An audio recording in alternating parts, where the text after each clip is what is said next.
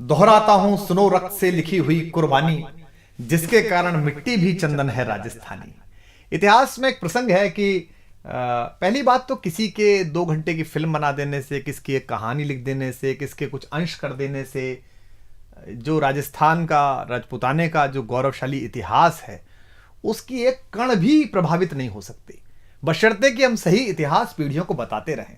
तो मुझे अब स्मरण आ रही है, मैं आप लोगों को सुना देता हूं। पंडित नरेंद्र मिश्र जी, जो मेवाड़ राजवंश के राज्य कवि भी हैं और हिंदी के बड़े महनीय वीररस के कवि हैं, उन्होंने एक अद्भुत प्रसंग महारानी पद्मिनी के इस सारे जौहर पर और इस सब पर लिखा है। वो सुनने लायक है और विशेष रूप से उसमें गोरा बादल जैसे 2 चरित्र जो वीरता, शूरता, स्वामी भक्ति और अपनी मिट्टी के प्रति समर्पण के अप्रतिम प्रतिमान है। अद्भुत कविता है, मुझे स्मरण है तो मैं आपको सुनाता हूं कि दोहराता हूं सुनो रक्त से लिखी हुई कुर्बानी, जिसके कारण मिट्टी भी चंदन है राजस्थानी। रावल रत्न सिंह को छल से कैद किया खिलजी ने।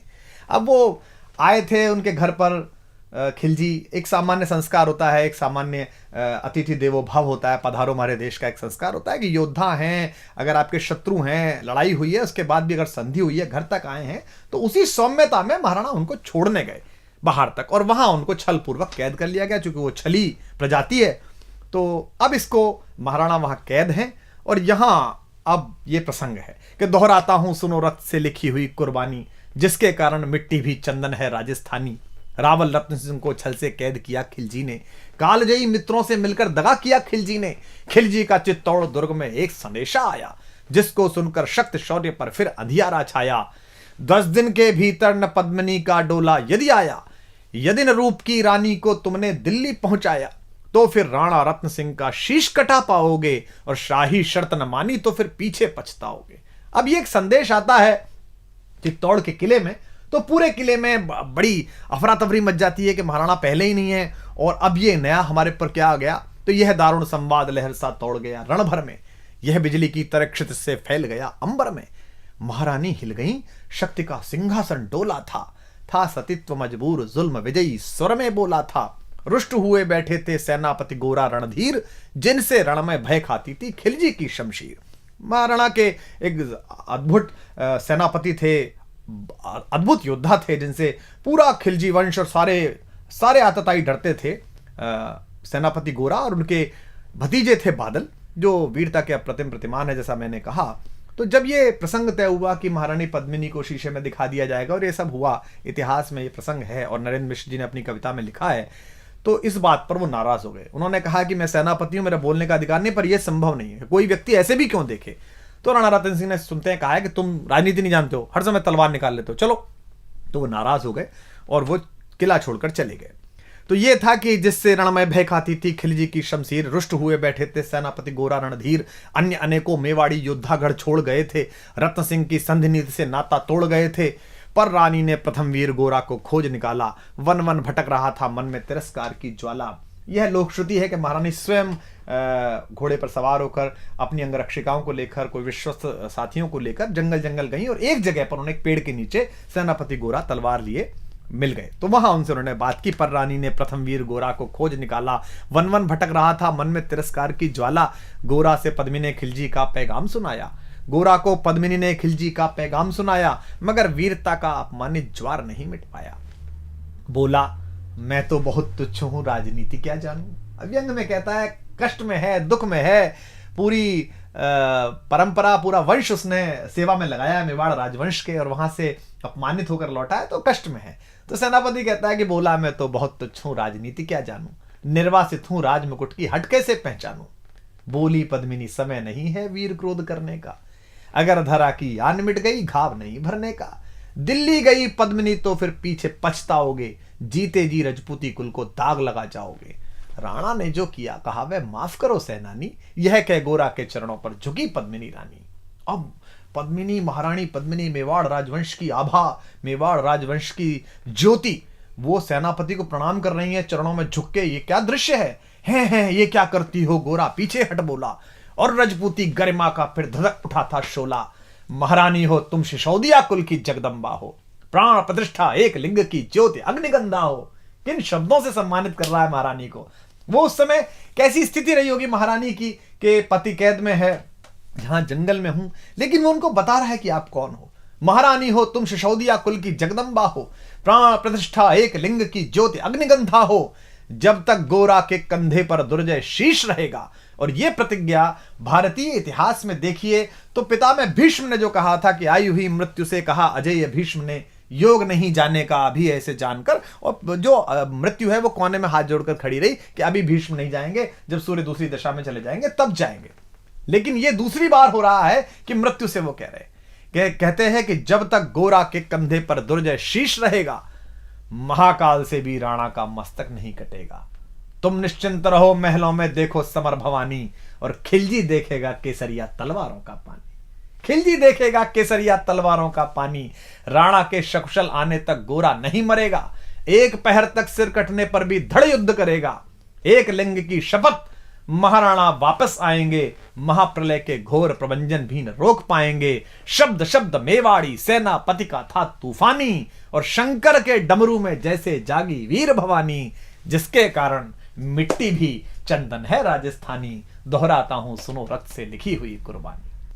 अब ये शक्ति, शौर्य और कूटनीति और सजगता का एक अद्भुत तालमेल है और ऐतिहासिक प्रसंग है कि किस तरीके से बुद्धि का प्रयोग किया है, शक्ति का प्रयोग किया है, शालीनता का प्रयोग किया है, अपनी स्वामी भक्ति का प्रयोग किया है, अपनी मनुष्यता का प्रयोग किया है, और इन सबको मिलाकर इतिहास का एक ऐसा गुलदस्ता बना दिया है जो शायद विश्व के इतिहास में कहीं नहीं मिलता। तो जिसके कारण मिट्टी भी चंदन है राजस्थानी। तो लिखते हैं नरेंद्र मिश्र जी के, खिलजी मचला था पानी में आग लगा देने को, पर पानी प्यासा बैठा था ज्वाला पी लेने को। गोरा का आदेश हुआ सज गए 700 डोले, योजना बनी कि भाई आएंगे पद्मिनी, चलो ठीक है। अब कैसे आएंगी? तो 700 डोले सजाए गए, हर डोले में एक मेवाड़ी वीर बैठा, 4 कहार, 5 लोगों की एक पालकी, और अपने 700 सहेलियों के साथ आएंगी। तुरंत तैयार हो गया खिलजी के, ये तो बहुत अच्छा है, ऐसा इतिहास में है और वो भी लिखते हैं। तो अब किस तरीके से इसको किया है, इस पूरे प्रसंग को देखिए कि गोरा का आदेश हुआ सज गए 700 डोले, और बांकुरे बादल से गोरा सेनापति बोले खबर भेज दो, खिलजी पर पद्मिनी स्वयं आती है, अन्य 700 सखियां भी वो संग लिए आती है। स्वयं पद्मिनी ने बादल का कुमकुम तिलक किया था, दिल पर पत्थर रखकर भीगी आंखों से विदा किया था। एक युवा तेजस्वी योद्धा और मातृवत मां पद्मिनी ने जब उसे विदा किया होगा, दृश्य देखिए। और 700 सैनिक जो यम से भी भिड़ सकते थे, हर सैनिक सेनापति था, लाखों से लड़ सकते थे, एक एक कर बैठ गए, सज गई डोलियां पल में, मर मिटने की होड़ लग गई मेवाड़ी दल में, मर मिटने की होड़ लग गई थी मेवाड़ी दल में। हर डोली में एक वीर था, 4 उठाने वाले, पांचों ही शंकर के गण की तरह समर मत वाले, पांचों ही अपने आप में अद्भुत थे। बजा कूच शंख सैनिकों ने जयकारी लगाई, हर हर महादेव की ध्वनि से दशों दिशा लहराई। गोरा बादल के अंतस में जगी ज्योति की रेखा, मातृभूमि चित्तौड़ दुर्ग की ओर फिर जी भर कर देखा, मातृभूमि चित्तौड़ दुर्ग को फिर जी भर कर देखा। कर अंतिम प्रणाम घोड़ों पर चढ़े सुभग अभिमानी। उन्हें पता है कि वो जहां जा रहे हैं वहां से जीवित वापस आना बहुत मुश्किल है। कर अंतिम प्रणाम घोड़ों पर चढ़े सुभट अभिमानी, देशभक्ति की निकल पड़े लिखने को अमर कहानी, जिसके कारण मिट्टी भी चंदन है राजस्थानी। दोहराता हूं सुनो रक्त से लिखी हुई कुर्बानी। जा पहुंचे डोलियां एक दिन खिलजी की सरहद में, उधर दूत भी जा पहुंचा खिलजी के रंग महल में। बोला शहंशाह पद्मिनी मलिका बनने आई है, रानी अपने साथ हुस्न की कलियां भी लाई है। एक मगर फरियाद फकत उसकी पूरी करवा दो, राणा रतन सिंह से केवल एक बार मिलवा दो। खिलजी उछल पड़ा यह कह फौरन हुक्म दिया था, खिलजी उछल पड़ा यह कह फौरन हुक्म दिया था, बड़े शौक से मिलने का शाही फरमान दिया था। बस एक बार भेंट करना चाहती हैं। अब भेंट में क्या था कि महारानी के डोले में कविता कहती है कि एक लोहार बैठा हुआ था और साथ में ये गए थे सेनापति जी, ताकि वो बेड़ियां काट सके। वह शाही फरमान दूत ने गोरा तक पहुंचाया। गोरा झूम उठे, क्षण बादल को पास बुलाया। बोले बेटा वक्त आ गया अब कट मरने का, बोले बेटा वक्त आ गया है अब कट मरने का, मातृभूमि मेवाड़ धरा का दूध सफल करने का। यह लोहार पद्मिनी भेष में बंदी ग्रह जाएगा, केवल 10 डोलियां लिए गोरा पीछे धाएगा। यह बंधन काटेगा, हम राणा को मुक्त करेंगे। घुड़सवार कुछ उधर आगे ही तैयार रहेंगे, जैसे ही राणा आए वे सब आंधी बन जाएं और उन्हें चित्तौड़ दुर्ग पर वे सकुशल पहुंचाएं।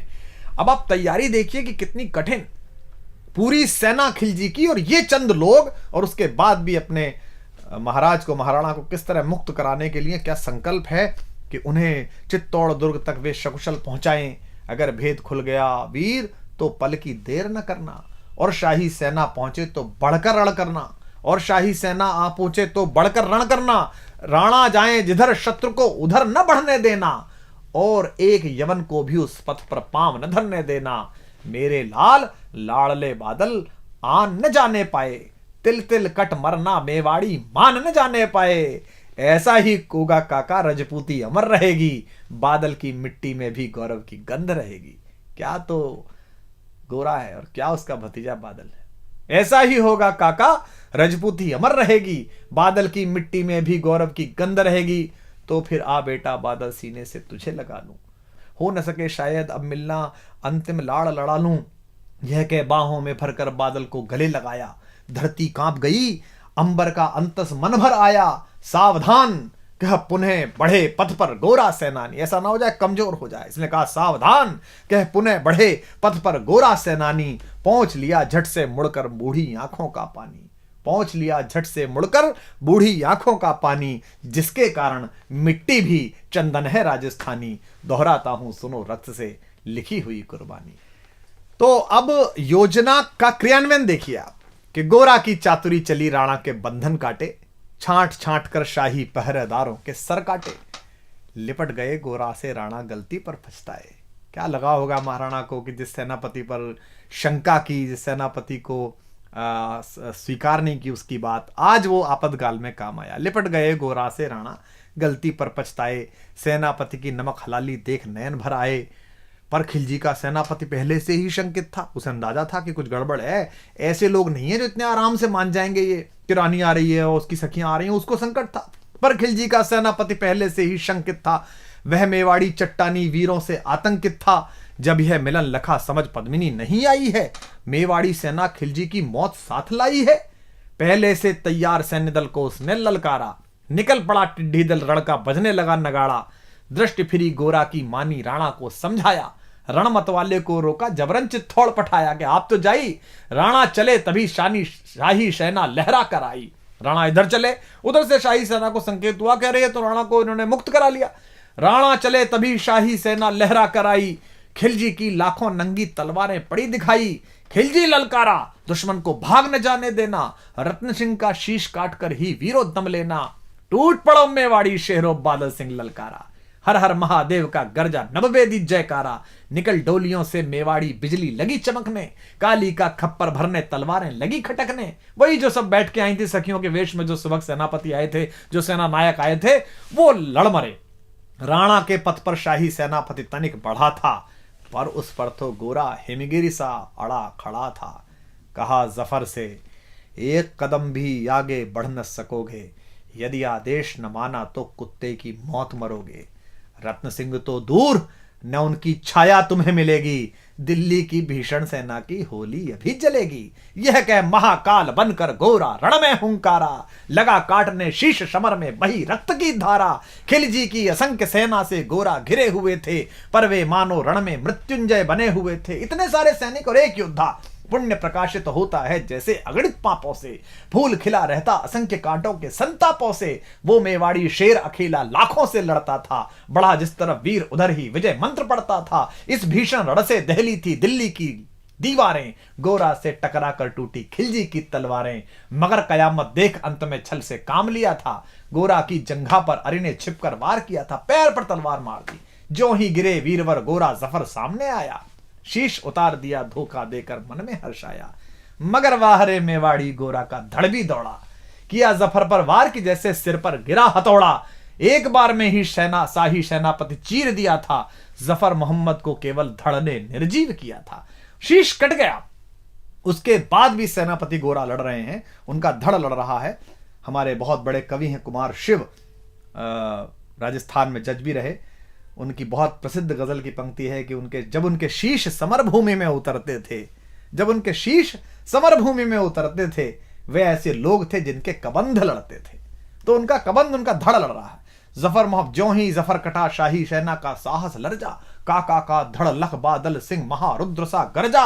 अरे कायरो नीच बांगड़ो छल में रण करते हो, किस बूते पर जवा मर्द बनने का दम भरते हो। यह कहकर बादल उस क्षण बिजली बनकर टूटा था, मानो अंबर से धरती पर अग्निशिरा छूटा था। ज्वालामुखी फटा हो जैसे दरिया हो तूफानी, सदियों दोहराएंगी बादल की रणरंग कहानी। क्या पंडित जी ने क्या उत्तम शब्द इस्तेमाल किया है, सदियों दोहराएंगी बादल की रणरंग कहानी। अरिका भाला लगा पेट में आंतें निकल पड़ी थीं, जख्मी बादल पर लाखों तलवारें खिंची खड़ी थीं। कसकर बांध लिया आंतों को केसरिया पगड़ी से, पेट फट गया और पगड़ी उतारी और इस पर बांध ली। रंचक डिगा न वह प्रलयंकर सम्मुख मृत्यु खड़ी से। अब बादल तूफान बन गया शक्ति बनी फौलादी, मानो खप्पर लेकर मैं रण में लड़ती हो आजादी। उधर वीरवर गोरा का धड़ अरिदल काट रहा था, उधर वीरवर गोरा का धड़ अरिदल काट रहा था, और इधर बादल लाशों से भूतल पाट रहा था। आगे पीछे दाएं बाएं जमकर लड़ी लड़ाई, उस क्षण समर भूमि में लाखों बादल पड़े दिखाई। मगर हुआ परिणाम अंत में वही कि जो होना था, उनको तो कण कण अरियों के शोणित में धोना था। मेवाड़ी सीमा में राणा सकुशल पहुंच गए थे, गोरा बादल तिल तिल कटकर रण में खेत रहे थे। एक एक कर मिटे सभी मेवाड़ी वीर सिपाही, रत्न सिंह पर लेकिन रंचक आंच न आने पाई। गोरा बादल के शव पर भारत माता रोई थी। क्या क्या युद्ध है, क्या युद्ध है। गोरा बादल के शव पर भारत माता रोई थी, उसने अपनी दो ज्वलंत प्यारी मणियां खोई थीं। धन्य धरा मेवाड़, धन्य गोरा बादल अभिमानी, जिनके बल से रहा पद्मिनी का सतत्व अभिमानी। धन्य धरा मेवाड़, धन्य गोरा बादल बलिदानी, जिनके बल से रहा पद्मिनी का सतत्व अभिमानी। जिनके कारण मिट्टी भी है चंदन राजस्थानी, दोहराता हूं सुनो रक्त से लिखी हुई कुर्बानी। दोहराता हूं सुनो रक्त से लिखी हुई कुर्बानी। अब देखिए, रत्न सिंह पर लेकिन रंचक आंच न आने पाई। अगर आप ये प्रसंग अपनी पीढ़ियों को नहीं सुनाएंगे, अगर इस इतिहास की इस व्याख्या को आप अपनी पीढ़ियों तक नहीं पहुंचाएंगे, तो ये जो जमूरे हैं, ये जो जाहिल हैं, जिन्होंने कुछ पढ़ा नहीं है, कुछ जाना नहीं है, मिट्टी से प्रेम नहीं किया है, 19वीं माले पर बैठकर जो इस देश के इतिहास, इस देश की संस्कृति की व्याख्या करते हैं, बंबई में बैठकर या कहीं भी बैठकर, आप फिर इनसे नाराज होंगे ही नहीं। इसलिए ज़्यादा आवश्यक है कि इनके प्रति ध्यान देने के बजाय आप अपनी पीढ़ी को, आने वाली पीढ़ियों को ये इतिहास सिखाएं, बलिदान सिखाएं। मैं स्वयं अपने परिवार को लेकर 4-4, 5-5 दिन हल्दी घाटी, गोगुंदा, चावण सब जगह लेकर जाता हूँ, बताता हूँ, बताया है पीढ़ियों को कि ये चावण है, यहाँ पर अंतिम संस्कार हुआ था उस स्वाधीनता के सबसे बड़े पैरोकार। विश्व भर में अगर अपनी निजी स्वतंत्रता, निजता और स्वाभिमान की अगर किसी को लड़ाई लड़नी हो, तो उसको एक बार कुंभलगढ़ उस दरवाजे पे जाना चाहिए, उस छोटे से कक्ष में जाना चाहिए जहां महाराणा पैदा हुए। तो गोरा बादल के शव पर एक एक कर मिटे सभी मेवाड़ी वीर सिपाही, रत्न सिंह पर लेकिन रंचक आंच न आने पाई। गोरा बादल के शव पर भारत माता रोई थी। क्यों भारत माता क्यों रोई? दो योद्धाओं पर। गोरा बादल के शव पर भारत माता रोई थी, उसने अपनी दो ज्वलंत प्यारी मणियां खोई थी। युद्ध केवल एक राजा को, महाराणा को मुक्त कराने का नहीं था। युद्ध यह था कि हम अपनी सीमा, अपनी जगह पर अपनी निजता और स्वाभिमान के साथ जीते हैं। हम दूसरे की किसी सीमा का अतिक्रमण नहीं कर रहे, दूसरे के स्वाभिमान को हम चुनौती नहीं दे रहे। हमारे घर में आई हुई कोई भी महिला, कोई भी पुरुष हमारे लिए अतिथि है, हम अपने अतिथि के लिए अपने किला कुर्बान कर देते हैं। हटी हमीर को देखा, ये क्या है कि आप किसी के दरवाजे पर जाकर अपनी गुंडाई करेंगे तलवारों के नाम पर? यह युद्ध है स्वाभिमान का कि गोरा बादल के शव पर भारत माता रोई थी, उसने अपनी दो ज्वलंत प्यारी मणियां खोई थी। धन्य धरा मेवाड़, धन्य गोरा बादल अभिमानी, धन्य धरा मेवाड़, धन्य गोरा बादल अभिमानी, जिनके बल से रहा पद्मिनी का सतित्व अभिमानी, जिसके कारण मिट्टी भी चंदन है राजस्थानी। दोहराता हूं सुनो रक्त से लिखी हुई कुर्बानी। बैंकॉक, हांगकांग, लॉस वेगस मत जाइए, राजस्थान घूमने जाइए, एक एक तीर्थ को प्रणाम करिए।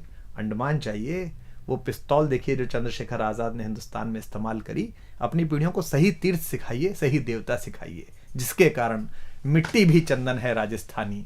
दोहराता हूं सुनो रक्त से लिखी हुई कुर्बानी।